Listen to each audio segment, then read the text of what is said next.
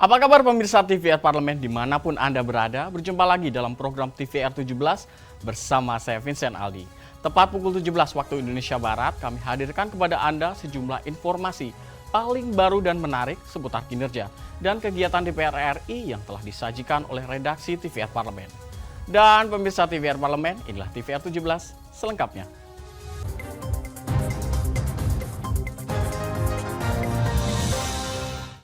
Kita awali TVR 17 sore ini dari berita anggota Komisi 10 DPR RI yang menyatakan bahasa daerah di kalangan remaja hampir tidak dikenali kembali. Pasalnya pemirsa tidak ada yang melestarikan bahasa daerah.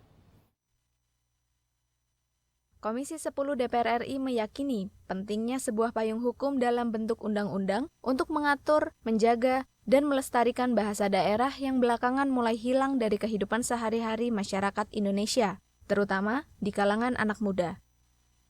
Anggota Komisi 10 DPR RI Nuroji mengatakan bahasa daerah di kalangan remaja hampir tidak dikenali kembali. Pasalnya, tidak ada kewajiban untuk mempelajari, menggunakan, dan melestarikan bahasa daerah. Menurut Nuroji, para siswa dapat memperoleh pendidikan bahasa daerah melalui mata pelajaran khusus yang rutin diajarkan di sekolah. Hal tersebut dinilai efektif untuk membangun budaya berbahasa daerah.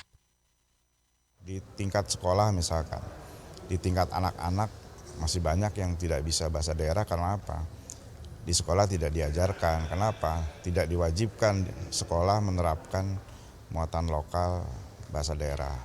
Ingin kita semua dan pengusul, ya setiap sekolah, setiap anak-anak kita itu wajib mempelajari bahasa daerahnya. Orang Bali ya bahasa Bali supaya tidak terjadi kepunahan. Karena memang kuncinya punah dan tidak punahnya bahasa itu dari penutur. Makanya kuncinya di pembinaan. Ya, pembinaan di sekolah dan di keluarga. Setelah pemerintah menyerahkan daftar inventaris masalah atau DIM, Komisi 10 DPR RI akan segera membentuk panitia kerja untuk membahas rancangan Undang-Undang Bahasa Daerah bersama DPD RI dan pemerintah. Panji dan Aang, TVR Parlemen, melaporkan. Berita selanjutnya, Ketua Badan Kerjasama Antar Parlemen atau BKSAP DPR RI, Fadlizon, menyampaikan bahwa Pancasila adalah salah satu pilar bangsa Indonesia untuk menjaga perdamaian dan memelihara kerukunan dalam masyarakat yang beragam. Ketua Badan Kerjasama Antar Parlemen atau BKSAP DPR RI Fadlizon menyampaikan bahwa Pancasila adalah salah satu pilar bangsa Indonesia untuk menjaga perdamaian dan memelihara kerukunan dalam masyarakat yang beragam, serta menjadi landasan dalam menjalani kehidupan berbangsa dan bernegara. BKSAP DPR RI berdiskusi terkait berbagai kesamaan Indonesia dengan Pakistan, salah satunya keberagaman masyarakat.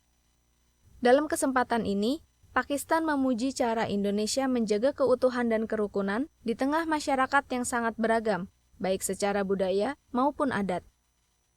Fadli menegaskan, butuh komitmen kuat baik dari pemerintah maupun rakyat untuk menerapkan nilai-nilai Pancasila sebagai pedoman hidup bernegara.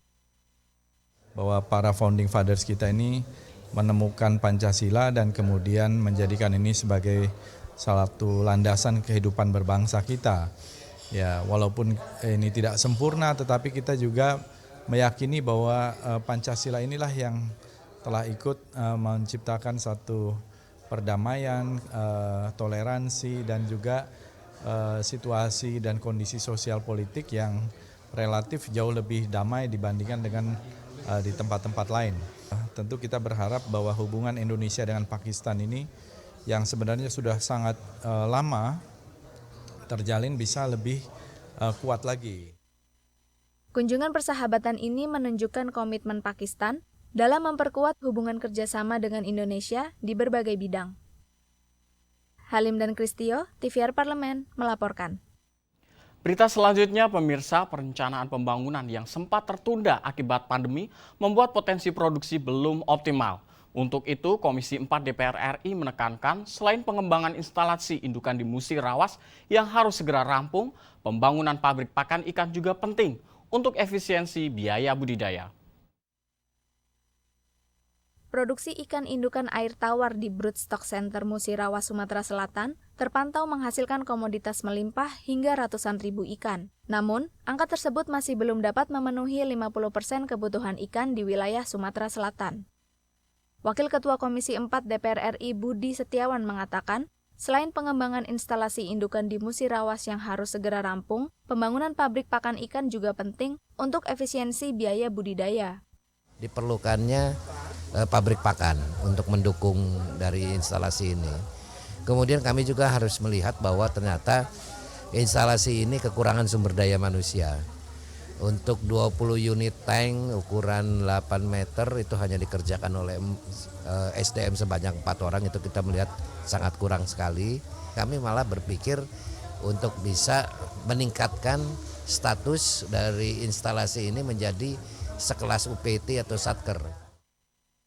Tak hanya itu, anggota Komisi 4 DPR RI Daro Riwono Dipuro mengusulkan adanya pabrik pengalengan ikan di dekat Musirawas, sehingga dapat menambah nilai jual ikan sekaligus meningkatkan ekonomi masyarakat saat harga ikan segar di pasar sedang menurun. Produksi ikan tadi sering berlimpah, maka perlu diinventarisasi.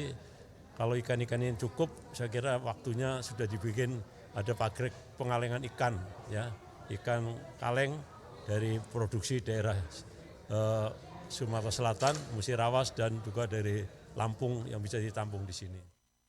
Dari Lubuk Linggau, Sumatera Selatan, Dwi Utomo, TVR Parlemen melaporkan.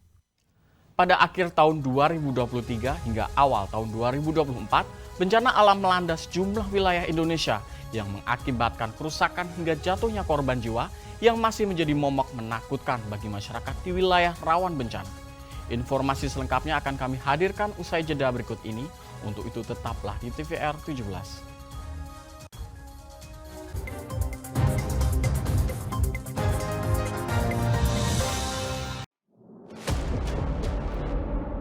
Sini ditambang. Konflik yang terjadi, Sini tidak mengizinkan.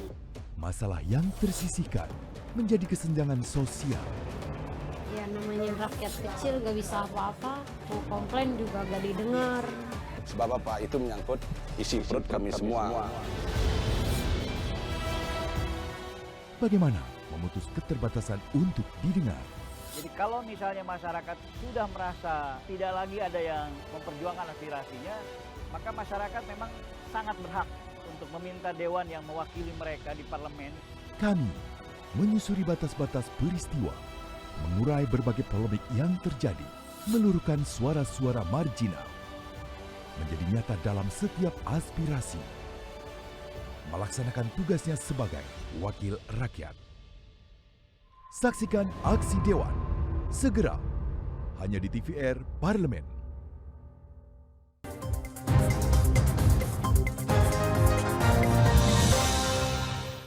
Kembali di TVR 17, DPR meminta seluruh pihak untuk meningkatkan kewaspadaan terhadap terjadinya bencana alam yang dapat mengancam keselamatan masyarakat.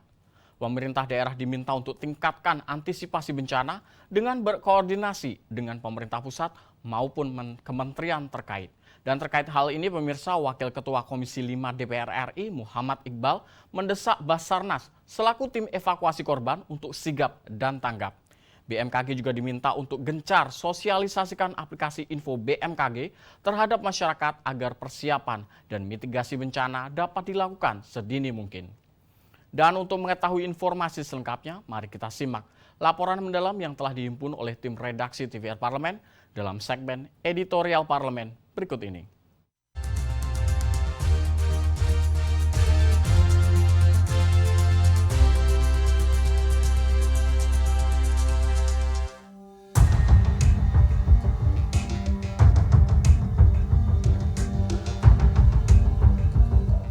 Pada akhir tahun 2023 hingga awal tahun 2024, bencana alam melanda sejumlah wilayah Indonesia yang mengakibatkan kerusakan hingga jatuhnya korban jiwa. Gempa bumi, erupsi gunung berapi, tanah longsor, angin puting beliung, hingga banjir masih menjadi momok menakutkan yang terus menghantui masyarakat yang tinggal di wilayah rawan bencana. DPR meminta seluruh pihak untuk meningkatkan kewaspadaan terhadap terjadinya bencana alam yang dapat mengancam keselamatan masyarakat. Hal tersebut guna merespon prediksi BMKG terkait potensi bencana yang akan muncul di awal tahun 2024, baik bencana hidrometeorologi maupun bencana lain seperti gempa bumi. Wakil Ketua Komisi 5 DPR RI Muhammad Iqbal mendesak Basarnas sebagai tim yang melakukan evakuasi terhadap para korban harus dapat bergerak dengan cepat dan tanggap. Pasalnya, Badan SAR Nasional memiliki peran penting dalam melakukan upaya evakuasi terhadap para korban, sehingga proses penyelamatan dan pencarian korban dapat berjalan dengan maksimal. Saya secara pribadi dan kami dari Komisi 5 turut prihatin atas musibah yang menimpa saudara-saudara kita, dan tentu kita berharap kepada Basarnas harus cepat tanggap untuk melakukan evakuasi jika dilihat di sana jika ternyata ada korban di sana. Gitu. Kita minta Basarnas itu lebih cepat tanggap. Sementara itu, anggota Komisi 5 DPR RI, Irina Yusiana Roba Putri, mendorong seluruh mitra kerja Komisi 5 tidak hanya mengedepankan program kerja yang berkaitan dengan penanganan pasca bencana. Menurutnya, mitigasi bencana juga tidak kalah penting untuk dilakukan, mengingat hampir seluruh wilayah Indonesia merupakan daerah rawan bencana alam. Sehingga, mitigasi bencana sebagai program yang mengedepankan keselamatan perlu segera dilakukan oleh kementerian dan lembaga terkait. Mengingatkan dan juga memberikan dukungan kepada para mitra untuk mengedepankan, mengutamakan program-program yang berkaitan dengan keselamatan. Tentu penanggulangan bencana itu menjadi sangat penting, tetapi bagaimana sebenarnya yang menjadi lebih penting lagi adalah mitigasi terhadap bencana itu. Tingginya potensi cuaca ekstrem di Indonesia menjadi perhatian khusus Komisi 5 DPR RI, agar BMKG terus aktif berkoordinasi dengan kementerian dan lembaga lain dalam upaya melakukan mitigasi bencana. Seluruh instansi harus berkoordinasi dengan baik guna mengantisipasi terjadinya kerusakan dan kemungkinan jatuhnya korban jiwa. Semua instansi yang terkait untuk mencapai tujuan kita bersama harusnya melakukan koordinasi dengan baik. Jangankan itu, pemerintah daerah pun harus terlibat juga di situ, ya.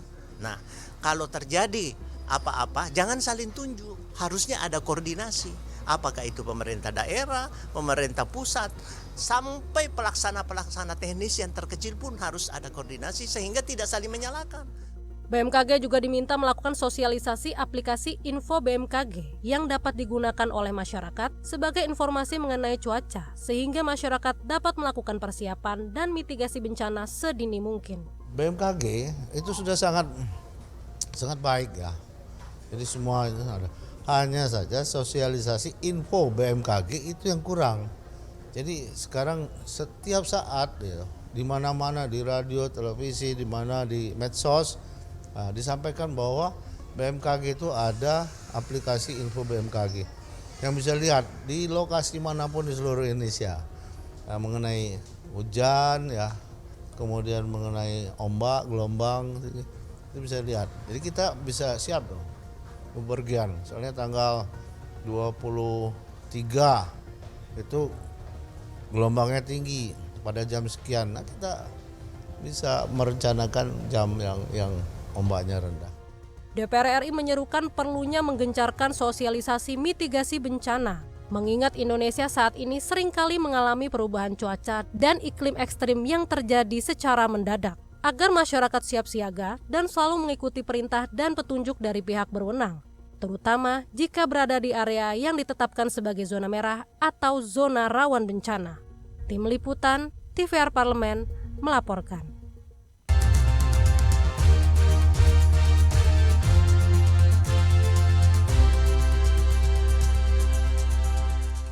Kapolri Jenderal Polisi Listio Sigit Prabowo tegaskan komitmen netralitas Polri dalam pemilu dan Pilpres 2024 serta menindak tegas pelanggaran netralitas. Saksikan informasi selengkapnya. Untuk itu jangan kemana-mana, tetaplah bersama kami di TVR 17.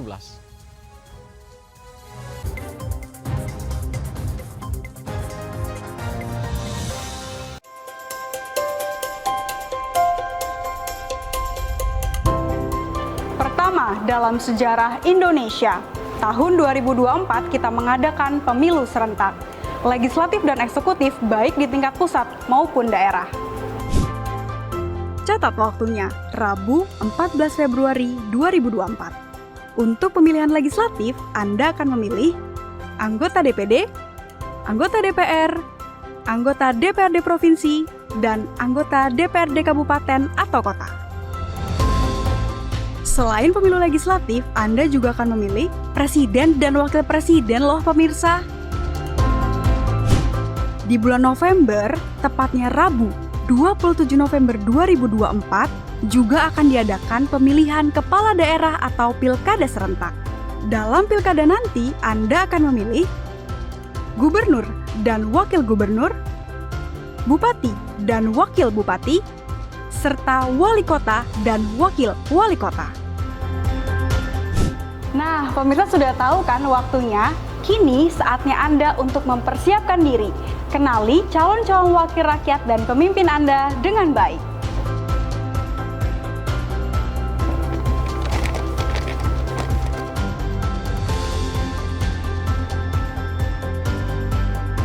Jangan sampai kesempatan untuk memilih calon wakil rakyat dan pemimpin Anda terlewat begitu saja. Ayo ramaikan Pesta Demokrasi Pemilu 2024 dengan meriah. Demi masa depan bangsa Indonesia.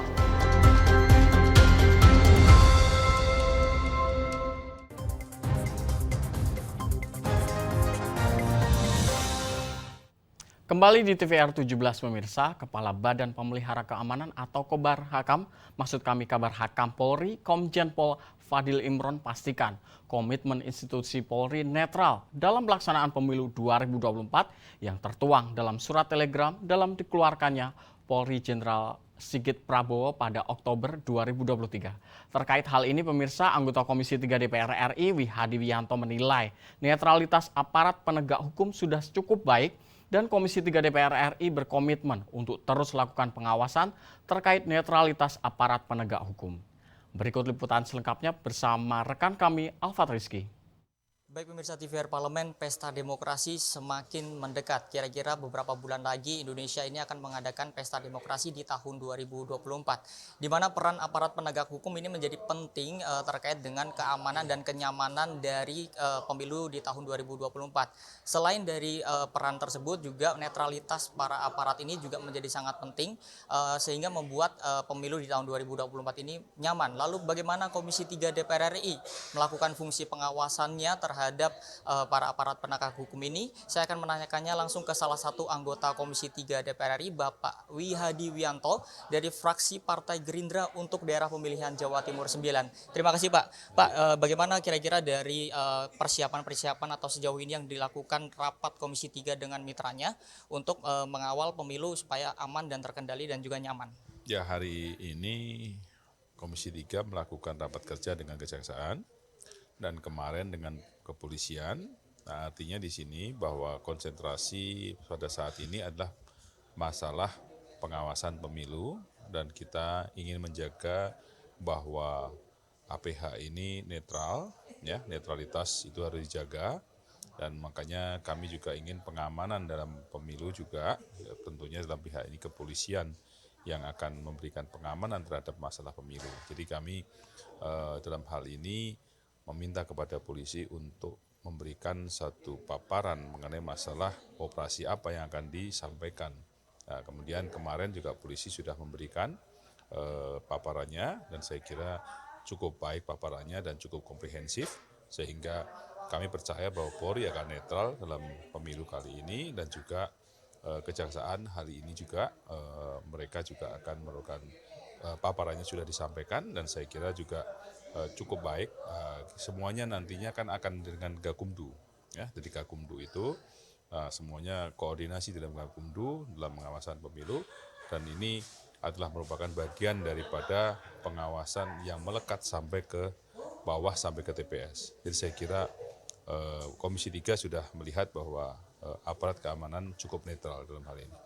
Bagaimana ini kan masih berlangsung tahapan-tahapan pemilu ke depannya Pak. Nah, bagaimana dari Komisi 3 ini tetap bekerja di tengah mungkin juga sedang sibuk menyiapkan pemilu Pak untuk terkait dengan pengawasan supaya aparat-aparat ini ke depan ini terus netral Pak. Ya, kami ini memang menyiapkan sistem pemilu ini kan sampai dengan Februari. Tentunya pengawasan kami itu melekat tidak hanya pada saat sidang saja, tetapi pada saat kami di Dapil pun sebenarnya itu adalah bentuk pengawasan kami kepada para APH, dan tentunya kami bisa berkoordinasi baik itu dengan Kapolri, baik dengan Jaksa Agung apabila daripada aparat mitra kami yang masih ada juga hal-hal yang perlu disampaikan kepada mereka, kepada Bapak Kapolri ataupun ke Jaksa Agung. Jadi saya kira kita ini tetap bekerja pengawasan, dan bila perlu pada saat nanti ada rapat-rapat, tentunya juga kita akan datang untuk rapat-rapat. Jadi saya kira terus berjalan semuanya. Pak, terakhir Pak, terkait dengan kemarin Kepala Badan Pemeliharaan Keamanan Bapak Komjen Pol Fadil Imron Pak, itu menyatakan bahwa anggaran terkait dengan pengamanan pemilu itu sekitar 2,5 triliun untuk pemilu di tahun 2024. Kira-kira pengawasan dari Komisi 3 ke depannya untuk mengawal anggaran ini akan seperti apa Pak? Ya, 2 triliun itu saya kira kemungkinan bisa juga kurang. Tetapi Menteri Keuangan juga sudah menyiapkan anggaran apabila ada kekurangan dari 2 triliun itu, apabila mungkin ada putaran kedua untuk mengenai masalah bisa ada tambahan lagi, sehingga mungkin kalau tidak salah kurang 9 triliun. Ya, saya kira ini adalah merupakan bentuk pengawasan yang kita awasi bersama, dan saya kira apa yang terjadi ini kan belum masa mulai kampanye. Anggaran itu masih belum semuanya dijalankan, dan masih juga belum dilakukan pengeluaran-pengeluaran yang memang memerlukan anggaran yang besar. Jadi saya kira ini nanti pada saat setelah selesai pemilu tentunya kita akan meminta kepada polisi untuk mengenai masalah anggaran yang berapa untuk pemilu itu yang sudah diselesaikan. Ya. Terima kasih Bapak Wihadi Wianto atas waktunya. Dan pemirsa TVR Parlemen, itulah wawancara saya dengan salah satu anggota Komisi 3 DPR RI, Bapak Wihadi Wianto, di mana tadi Bapak Wihadi Wianto berkomitmen untuk terus mengawal dari mitra-mitranya untuk menyelenggarakan pemilu secara aman dan juga terkendali. Dan juga tadi Bapak Wihadi Wianto tetap berkomitmen untuk tetap menjalankan tugas di tengah kesibukannya di menghadapi tahapan-tahapan pemilu, dan netralitas aparat penegak hukum juga menjadi komitmen pengawasan dari Komisi 3 DPR RI. Pemirsa, sekian yang dapat saya laporkan. Saya Alfat Rizky kembali ke studio. Selanjutnya pemirsa, apa saja yang menjadi topik perbincangan di media online pada hari ini? Usai jeda tetaplah di TVR 17.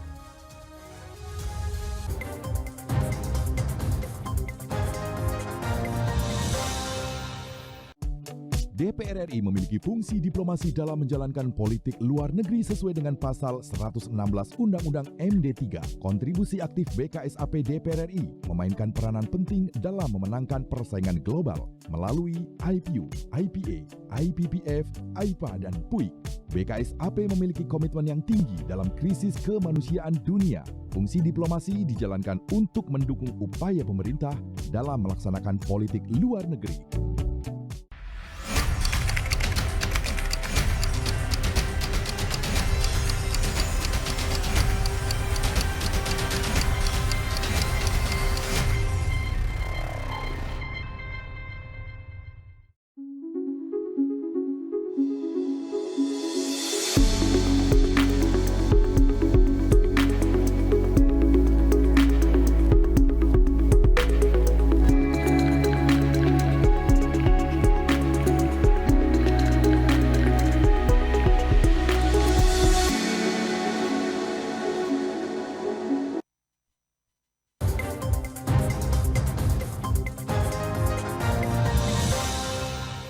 Kembali di TVR 17 pemirsa, kali ini kita masuk ke segmen media nasional. Mari kita simak isu apa saja yang menjadi sorotan media serta tanggapan dari jumlah anggota Dewan bersama rekan kami Zia Ulbar.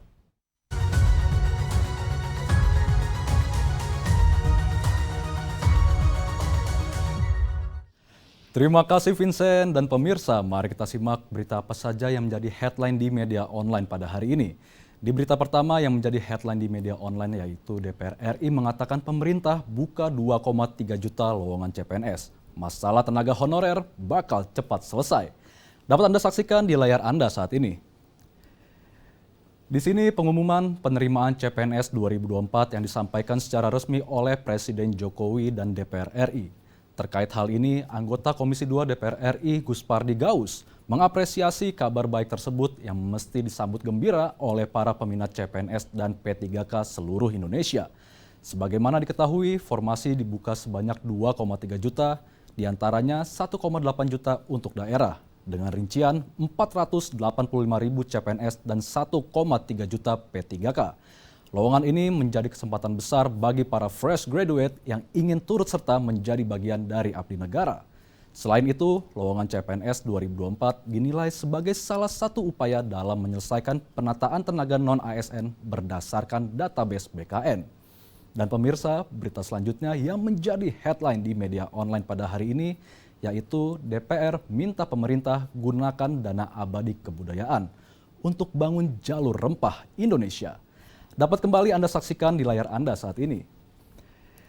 Di sini DPR RI ingatkan pemerintah untuk berkolaborasi dengan lembaga masyarakat dalam membangun dan menguatkan kebudayaan termasuk jalur rempah yang dimiliki bangsa Indonesia. Terkait hal ini, anggota Komisi 10 DPR RI Ledia Hanifa Amalia nilai pentingnya upaya dalam mengimplementasikan dana abadi semaksimal mungkin dan dapat menghidupkan kembali jalur rempah yang dimiliki Indonesia. Sebagaimana diketahui, Kemendikbudristek mengupayakan dana abadi kebudayaan tahun 2024 mencapai 7 triliun rupiah yang rencananya akan dialokasikan untuk mendukung pengembangan dan kemajuan kebudayaan daerah di Indonesia. Melalui hal ini, jika jalur rempah dapat terwujud, maka tidak hanya sektor pariwisata yang mengalami perubahan yang lebih baik, namun juga sektor pertanian, perdagangan, dan kesehatan. Dan pemirsa, itu tadi headline di media online pada hari ini, yaitu DPR RI mengatakan pemerintah buka 2,3 juta lowongan CPNS.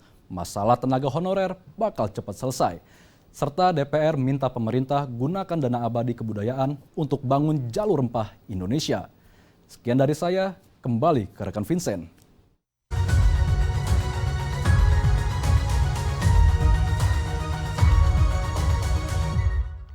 Ya, terima kasih rekan Zia yang telah menyampaikan sejumlah update sorotan dari media online nasional pada hari ini.